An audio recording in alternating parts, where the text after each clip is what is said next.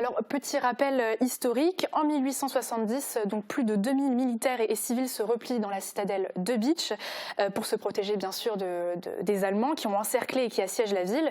Hiver rude, privation, peur, incertitude, destruction, bombardement, tout ça c'est évoqué dans votre nouveau spectacle, Résistance à outrance, qui veut restituer le quotidien des militaires et des habitants de Bitch. On imagine qu'il a fallu un travail énorme en amont pour retracer tout ça. 8 mois d'écriture, de lecture, de témoignages, de livres qui ont été écrits par des gens qui ont passé par là, qui ont vécu cette période. Donc 8 mois d'écrire le texte, des chansons, parce que pour moi un spectacle sans chansons, c'est pas un spectacle. Ensuite il a fallu faire les musiques, et puis quand on a failli commencer à répéter, est arrivé un intrus, le Covid. On connaît tous, malheureusement. Voilà. Et donc, on a reporté, dans un premier temps, ce qui devait être joué initialement au mois d'août l'année dernière, on l'a reporté au mois de mars cette année, rebelote Covid. On l'a reporté au mois d'août cette année. On n'a pas pu parce qu'il y avait blackout le soir, on ne pouvait pas répéter.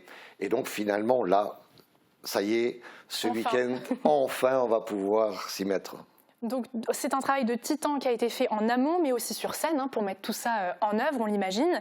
C'est votre 15e spectacle. Est-ce qu'il est particulier, celui-ci, pour vous et pour l'histoire aussi ?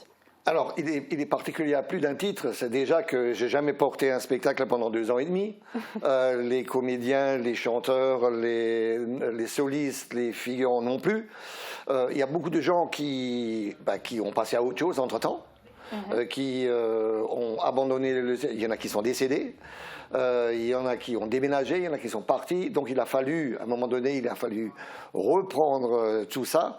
Et puis, en fait, j'ai constitué 3 groupes. Un chœur pour chanter, les soldats, ceux qui vont jouer la partie militaire, et puis ceux qui vont jouer la partie civile. Et là, j'ai été vraiment aidé par la troupe de théâtre d'Adamswiller que j'avais emmené il y a 3 ans au Zénith à Strasbourg. Et puis, ils ont répondu présent de nouveau. Donc voilà, on est une 40aine de personnes à essayer de vivre le siège de Bitch.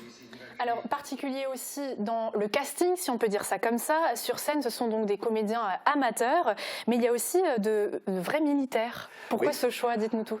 C'est, en fait, l'intérêt de ce spectacle, c'est de montrer comment les Bitchois, ceux qui sont restés, parce qu'il y en a quand même qui sont partis, dont notamment le maire et le curé qui ont emmené environ 1000 personnes. Donc ceux qui sont restés, en gros 1000 autres personnes qui sont restées, ont refusé de partir et comment ils ont vécu avec les militaires.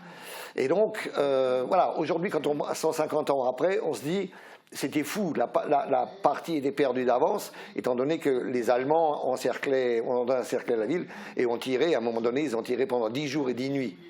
Mais les militaires à l'époque et le commandant Tessier ne se sont pas rendus. Donc c'est ça qu'on va pouvoir revivre au travers de différents tableaux et chansons que vous avez composées et mises en scène. Voilà. Ouais, Très bien.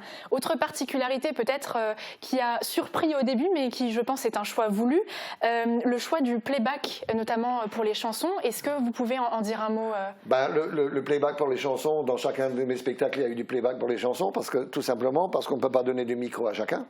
Donc les choristes, on les a enregistrés au mois de juillet, mais ils seront là en tant que figurants et ils rechantent sur ce qu'ils ont enregistré. Et donc ils chantent même à 4 voix, parce qu'une fois que les musiques étaient faites, il a fallu écrire les 4 voix. Donc j'ai fait appel à un ami, Alain Kerman, qui a écrit les quatre voix. Ensuite on a enregistré chez lui. On a fait la bande son. Tout ça, il passe d'ailleurs, il venait de passer à la télé là. Et sur puis, les images. Oui. Sur les images, donc tout ça, c'est comme d'habitude. Et puis il y a aussi des parties qui sont enregistrées. Parce que il y a des solistes, soldats qui n'ont pas l'habitude de chanter, mais que je tenais absolument. Donc voilà, c'est un. Mais ce sont des contraintes techniques que vous avez réussi à mettre en œuvre. Justement, on voit aussi sur les images les costumes, peut-être pas encore tout le décor, mais qu'est-ce qu'on pourrait dire sur le reste de l'équipe qu'on voit peut-être pas forcément sur les images? Au niveau costume, c'est une figurante, Gabrielle Welz, qui s'est occupée des costumes, donc pour ce qui est des civils. Et pour les militaires, nous nous sommes adressés au musée de Wörth, qui nous a prêté donc tous les uniformes il faut que tout ceci ait corps et tienne la route. Pour les décors, alors il y aurait effectivement un décor, plusieurs décors.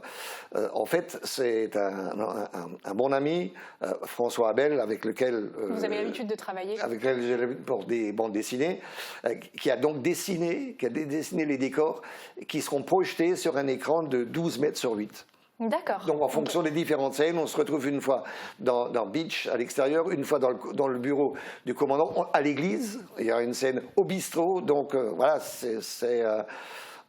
oui, pour faire presque plus vrai que nature, quoi. Mais en tout cas, on ne va pas trop en dévoiler, ça donne envie d'aller regarder. C'est le moment de vous donner les dates des représentations, les 5, 6, 12 et 13 novembre à 20h et les dimanches 7 et 14 novembre à 17h. C'est à l'espace René Cassin à Beach.